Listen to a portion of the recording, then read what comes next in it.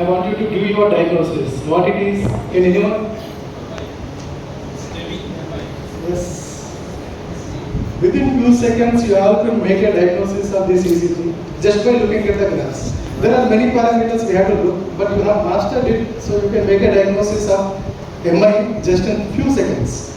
And I hope that you will also make a diagnosis of this graph also. Can anyone make a diagnosis of it?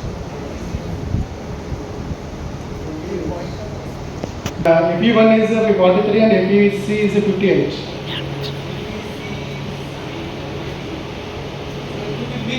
Yes, sir. So actually there is no reversibility. This is COPD, and FE1 by FEC post-bronchodilatation it is less. So we will see how we will make a diagnosis of asthma and COPD just by looking at the graphs and looking at the parameters. In my couple of slides, I will show you how to make this diagnosis. Yes, it should be like ECG, sir. It is easier than ECG. Yeah. So to start with, let me take you through the basics of the lung and the principles of spirometry. Lung is such a beautiful organ. See, it is like, you can see, it is like reverse of a tree. When you reverse it, we take oxygen and we exhale carbon dioxide, and trees take carbon dioxide and they give oxygen to us. And every person takes 10,000 liters of air every day. We can't believe this, but we take 10,000 liters of air every day. And a person, if he is sitting idle, not doing any work, he takes 500 liters of oxygen every day. And if a person has with moderate activity, he takes around 1000 liters of oxygen every day. Person who does strenuous work, he requires 1500 liters of oxygen every day. And our body's energy, we eat food, we take liquids, and we take oxygen. 90% of the body's energy is made by oxygen only. It's a simple biochemistry, we know that. In the presence of oxygen, from glucose, we get 36 ATP. If oxygen is not there, we get only 2 ATPs. So if there is no oxygen in the body, definitely energy is not produced. So 90% of the body's energy is produced by oxygen itself.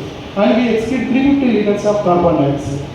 To carry out such beautiful function, we need patent airways and functioning alveoli, and a smooth diffusion should be there, so that we can inhale oxygen and exhale carbon dioxide. But as volume time graph, this is the graph which we have seen in first page. So this is volume time graph in a normal person. And when we see that the ratio of FeV1 by FeC, it is more than 70%. Because FeV1 is more than 70% as shown in the graph. Now let's see the same thing, the animation of a person with inflamed airways, and let's add a time and volume component to it. This is the maximum volume of the air has been exhaled out from this person. But when we add time component to it, you can see that only 2 of the 4 liters is emptied out in the first second. Means he cannot empty his lungs like in a normal person. You can see the second, third, fourth, fifth and sixth second. He has taken 6 seconds to empty his lungs. And when we see the ratio of FeV1 by FeC, obviously it will be less than 70%. And Dr. Bulk has told us for all obstructive airway diseases, FeV1 by FeC will be less than 70%. Because FeV1 is reduced. We cannot empty our lungs in the first second. So this is how a normal volume time graph looks like in the spirometry report. You can see volume in y-axis, time in x-axis, and FeV1 and FeC. These are the parameters that we see in a volume time graph. Now we will look at the second graph, that is flow volume loop. These two graphs are very much important, volume time graph and flow volume loop. And flow volume loop has 2 components, because whenever we do spirometry, we ask the patient to take deep inhalation as much as possible, and we ask him to exhale out hard and fast. Hard and fast, he has to empty his lungs. And this is how an expiratory loop produces when he exhales out. And after that, we ask him to immediately take deep inhalation, which gives an inspiratory loop. So this is how a flow volume loop looks like, expiratory loop and inspiratory loop. And now, X-axis we have volume. It is known as forced vital capacity. This is the maximum volume of the air that is exhaled out. And when he exhales out hard and fast, the peak that is produced here is known as peak expected flow rate. This is the maximum flow that is generated after taking deep inhalation and exhaling out. And when we divide it into 50% of the vital capacity, this is how the line is produced. When you divide it into 25 to 75%, this is the mid flow. This is forced expiratory flow, which is given by small airways. For all obstructive airway diseases, small airways are very much important because if there is any disturbance in the small airways, when the person is exhaling, associated with breathlessness during a cloudy weather. This also favors a diagnosis of asthma. So presence of wheeze is more in favor of asthma, and we must also inquire whether the symptoms are episodic. That means patient will be having symptoms sometime, and then these wheeze, even without treatment, they get spontaneously better, and then patient feels absolutely normal even without any medication sometimes, and presence of wheeze is an indication that asthma more in favor when compared to CO. And environmental risk factors, dusty environments, and various occupations like painters. So this history is in favor, will favor or diagnose more towards asthma. And we must always, because there is a silent epidemic that is going on along with obstructive airway disease. The one of the commonest trigger for obstructive airway disease, particularly asthma, is gastroesophageal reflux disease, GERD. So we must inquire about the any symptoms suggestive of GERD. So and which also favors more in asthma rather than COPD. And patients who have multiple comorbids like hypertension, ischemic heart disease, CVA, congestive cardiac failure, muscle weakness or Parkinson's, weight loss, diabetes, depression, and all these things, if a lot of comorbidities are there, probably patient may be suffering from COPD than asthma. And any history of smoking, any form of smoking, whether it is chutta, bidi, hookah, whatever it is, and please understand, not even 50% of our COPD burden is coming from smoking burden.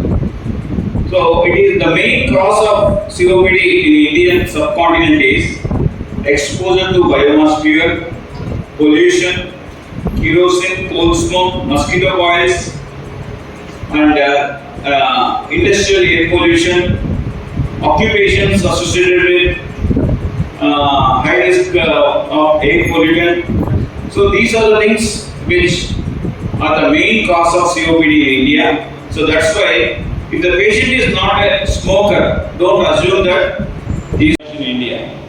But now having Nizamabad is available in India, there are a lot of omalizumab prescriptions have gone up. Yes. And mepolizumab and benralizumab we are giving in metro cities. So that's We what. are giving omalizumab in our places. Very rightly said. Again, to the few patients of chronic asthma, resistant asthma, not responding. Not responding to IG are more who fit into the criteria and they are not responding to anything. As sir very rightly said now, mepolizumab and benralizumab are more given in the metro cities and omalizumab has somehow percolated into smaller towns like us. Work on biologists in asthma in this session, I think so. Randhajan Prasad would have looked into it. We can discuss Another aspect, We can discuss that. cardiac asthma. I mean, Yeah. people in the late night who get up with the asthma, you should not forget the cardiac asthma. Exactly. That was another thing. Other things, I mean, some old people, they write unicorpazan left and right. What is the role of this unicorpazan? Unicorpazan code, they just give for What is it that? I don't think so. Just we should answer that. What is the chemical composition, sir? DEC. DEC has got at a dose of 4 to 6 mg per kg body weight for 21 days has got a very beautiful role in tropical pulmonary eosinophilia. You should have a documented evidence of tropical pulmonary eosinophilia, which clearly by clinical symptoms like presence like a tuberculosis, evening rise of temperature or midnight rise of temperature, midnight breathlessness, and chest X-ray showing a photo negative of cardiogenic pulmonary edema picture. So very classical picture. And if it is a documented, then DEC. And of course, in India, what happens is there is nothing wrong in deworming the patients. Okay. Asthma infection and other things, fungal infections and all those things, that has been not covered. No, that is a separate phenotypes. Want to put a name here also? Asthma, want to be allergic component here. So there is a component called fungal severe asthma with fungal sensitization. But we can keep under asthma here. Yeah, obviously. So, any questions from the audience? जो किसी भी doctor के पास जाता है वो respiratory problem से जाता है. Sorry, I don't know Telugu, so I will be talking in Hindi and English only. So, respiratory diseases are more common than we think, and they are very poorly managed than we think. So, during the course of the day, I am a faculty for this program. We have done in Nanded. I have attended it. It is a very good program for physicians, chest physicians, and whoever wants to learn the basics of obstructive airway disease management. These are the two hospitals where I practice in Nanded. From the first talk, I think take home one thing you must have taken, that inhaled corticosteroid, if you are not giving to your patients of asthma, then you are doing more harm than good. I think we are in a similar belt. Nanded is what, 120 kilometers from here. Maximum of our patients are on salbutamol. They are taking only salbutamol, which is a reliever medication, because it is cheap. That is a practical issue. But you have to tell your patients that taking only salbutamol is going to harm his asthma in a long term rather than doing good. You have to make sure that in your first visit you tell the importance of an inhaled corticosteroid for asthma and a long-acting muscarinic agonist for a COPD. And how do you grade asthma and COPD? We will study in the subsequent this lecture and subsequent lectures the importance of spirometry. So for this particular talk, the learning objectives are to look beyond the classic history and symptomatology that we have learned in textbooks to make the diagnosis of asthma or COPD. To understand that the importance of these different phenotypes, they are different. Their treatment is inhalers, but when you treat a hypertensive or you treat a diabetes, you have a number of molecules. Similarly, you need to know which molecule you have to give to treat your obstructive airway disease patient to be able to diagnose and treat these atypical phenotypes.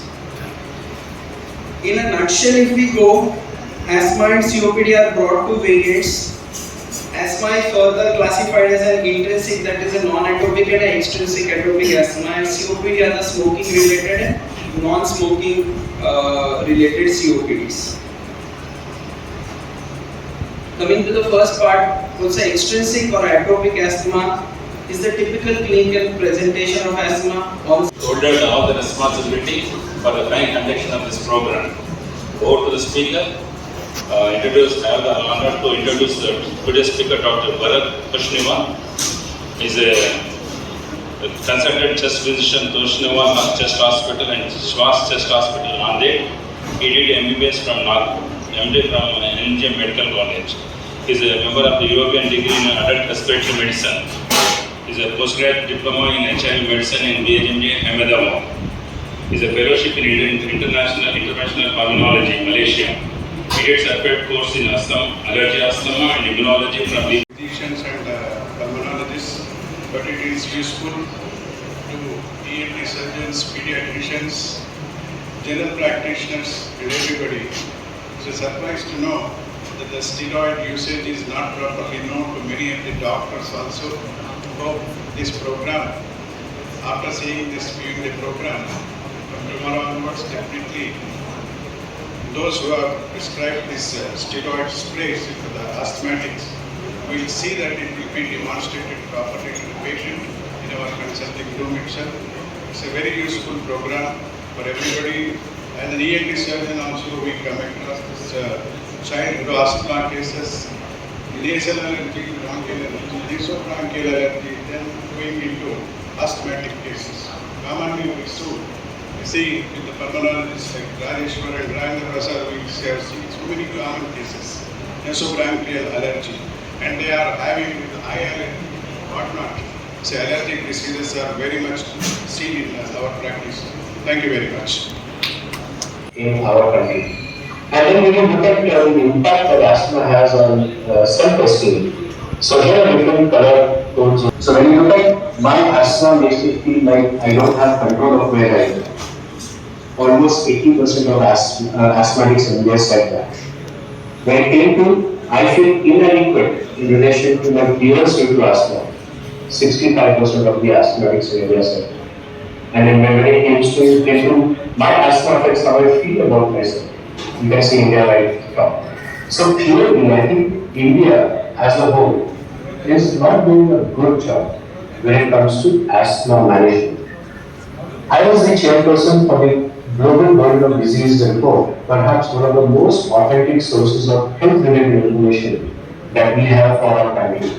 And I was head of the chronic respiratory disease section, and we therefore looked at the burden of asthma, the burden of COPD, and so on in India. And as you can see here, India tops the world currently when it comes to the total number of asthma cases. But in the last 2 years or so, 2-3 years, we have patients. That is the whole objective of the refresher course on obstructive airways diseases. I was a part of the national lead study, a very large international study that looked at how asthma is managed across different countries in the world. The Asia Pacific Asthma Insights and Management Survey was a separate group that included 9 countries in the Asia Pacific region. And you can see India in the middle of that. So India was a country that took part in this study. This study was done around 2014 and 2015. A very large study, 84,000 households were screened, and around 400 asthmatics from across different parts of India were either interviewed face-to-face or on telephone to understand what is the current status of asthma. What are the symptoms? Does it affect their routine day-to-day life? And what is the treatment that they receive? One of the things that came out very strongly in this study was the fact that, contrary to the traditional belief that allergens are the prime cause of asthma, we did not notice that in the Indian population. Asthmatics who reported triggers did not say that allergens were the most common cause. Say, for example, cat allergens, dog allergens, pollen allergens. They contributed to only around 5% of their asthma triggers. Majority of the asthma triggers were caused by exposure to air pollution, dust, fuel odors, ice creams, and so on, changes in the weather. So clearly, in India, allergic asthma is less common as what it is in the Western world. So we need to be aware of that because we are traditionally led to believe that all asthmatics are because of an allergic disease component, and therefore avoiding allergens is a very important component of asthma. It is important, but not as more important in India. Air pollution and dust are only most important relevant factors. That knowledge is necessary. In addition to that, other pollutants such as mosquito coils and burning of incense and Other smokes that we produce in the house are also important triggers for asthma. More important than what pollen rays and cattle dog allergens are. What we found in the Asia CREST is an institute dedicated for obstructive airways diseases, both asthma and COPD, and we are ardently involved in conduct of research and training programs. I'm very happy to see so many of you join us here today for the ROAD program. The ROAD program is a mission to train more and more doctors and upgrade the knowledge and practices of more and more doctors in the field of obstructive airways diseases. Today we will cover all aspects of diagnosis of asthma and COPD and how we can diagnose these diseases by a good clinical history and clinical examination. We also cover the objective diagnostic tool, which is the spirometry and picrometer. We will cover all aspects of management of obstructive airways diseases, including the drugs that are required, the dosages, and how to select the right dosage for the various severity of patients for asthma and COPD. We will also cover the most important aspect of management of obstructive airways diseases, which is inhalation therapy, and help you communicate well with the patients and make the patients accept inhalation therapy and dispel all the myths that the patients have related to inhalation therapy. We also understand the correct technique of using the inhaler devices. At the end, we will also understand how you can convert your existing clinic into an obstructive airways disease clinic at the workstations. And I would request all of you to spend some time on the workstations to actually understand the technique of using the various devices, technique of performing picrometer and spirometry. I'm very grateful to all the faculty who have joined us here today for the ROAD program, and on behalf of Dr. Sandeep Salvi and CREST, I extend a warm welcome to all the faculty who have come here today. We are very grateful to you for being a part of this mission and for helping share your knowledge, expertise, and experience to upgrade the practices of the doctors in your region. So once again, a very warm welcome all the dear faculty. I'm sure with your guidance, all the delegates today here will find that it was a very important and useful decision that they have taken to come and join us here for the ROAD program. Once again, a very warm welcome to all of you, and I'm sure you will have an enriching journey throughout the day today. Have a great ROAD program. At the Varsha, so for anchoring this program. Thank you, Ananda.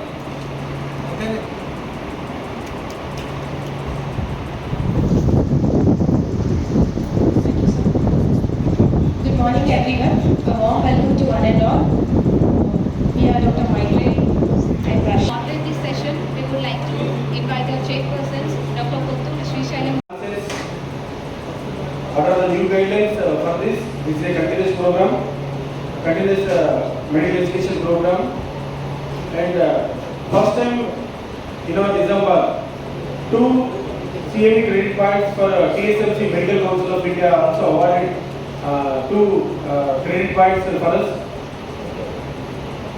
And Dr. Rajendra Prasad, pulmonology. So nice initiation for conducting this program, and we appreciate behalf of IMA Nizamabad, Dr. Rajendra Prasad, and he is also our treasurer IMA of Nizamabad.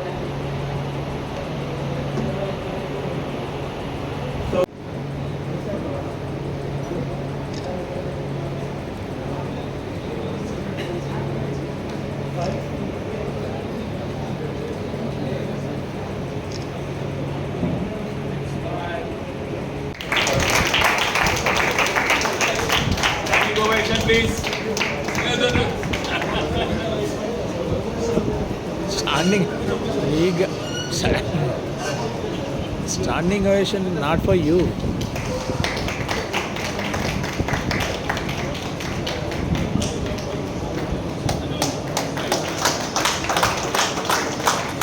Even with the busy schedule also, so RP made it possible today. So almost he is disturbing Ramchandra sir and me for the last. But I never encourage credit points for simple reason. When you come to office, invariably you don't have credit points, and my staff will ask for something, and I'll get the call. So purposefully, me as chairman of both the states and also Telangana, almost avoided it. Last year only we realized that we should be there. Now, when I was a chairman, credit points, this whole process will take 1 week to 10 days, and you have to apply 15 days in advance. 15 days in advance. Whereas Rajendra Prasad telephoned me, I think the get back was going on. Within 36 hours, we could get your points. One person has to go apply. Then he will say, there's so many loopholes will be there. I know, as a chairman, I know what are the loopholes, so we rectified them. And in 36 hours, it is Rajendra Prasad was after me, Ramchandra was after me. So, the first time Nizamabad IMA is giving credit points. And for you to register, anybody is renewing registration after 2024, January, 1st January 2024, we are going for renewal. You have to have a minimum to 6 credit points. Every year 6 points, 5 years 30 points. Not necessarily, after 5 years, suppose if you are going after 4 years, you should have 24 points. So like that, Hyderabad City Branch IMA is taking these credit points since long time. They conduct regular CMEs, but CME should be 4 hours. It cannot be a 1 hour CME and ask for credit points. CME means 4 hours minimum. Then only you will get 1 point. So I think most of the CMEs in Nizamabad, whether it is IMA Armour, IMA Nizamabad, Foxy, API, IAP, we can try for credit points because that is how some of you made court conferences, special conferences, but those who are not going and attending regularly, IMA or the other faculties will give the credit points. And with these few words, I really congratulate Dr. Rajendra Prasad, man who had done it single-handedly and a wonderful CME. And my dear friends have been practicing for the last 42 years as a pediatrician. When it comes to asthma, I always love to read acute severe asthma many times. When it comes to chronic asthma, I skip the page because there's so many combinations are there. I said, why get into this hard trouble? The only two give advice, but I used to be heard. By the end of the day, when you leave the hall, I want to ask a questionnaire because it is a complicated. I think the speakers are simplifying it, and I request Rajendra Prasad, Ramchandra also told, why don't we have a presentation, the same presentation on the YouTube? I think this can be done. It will be useful. By looking at the parameters, what we have to see specifically in this parametric report and how we can make a diagnosis. Because nowadays technology is changing and many things are coming, like even implant osteometry is also come. Because parametry can be done in children of more than 6 years of age, cannot be done in the children. So for those things to address, impulse osteometry has also come. So for everything we have to update ourselves. So we have to know what is there, how to diagnose. Because in the since morning our speakers and even Sandeep Sawhney sir is speaking that the burden of diseases are increasing like obstructive airway diseases, asthma and COPD. They are increasing like anything. And COPD, the deaths are also increasing. It has become the second most common killer all over the world. And asthma is adding to 46% of the global burden of deaths. So to address these are things, we have to make a proper diagnosis of these obstructive airway diseases. Because there is a famous saying, like all that wheezes is not asthma. In children specifically, patients, they may come with a wheeze. Every time you see, they may have symptoms like cough, sputum, and when we do spirometry, because we don't have the spirometry, we cannot do in them. When we oscillate, wheeze will be there. So I think it is asthma, but sometimes it can be a foreign body. So we have to see such things. And viral infections are the most common cause of wheeze in children. So for all these things, if you want to make a proper diagnosis, pulmonary function tests are important, and among them spirometry is the basic instrument that is available everywhere. So we should know something about the spirometry. So now we all know that spirometry is the gold standard diagnostic test for asthma and COPD. But as we discussed it is very much underutilized. And one of the main objectives of this road program is to make you understand that spirometry is easy to perform and interpret, and it adds tremendous value in making a diagnosis and management of asthma and COPD. By the end of this talk, you will realize it actually is.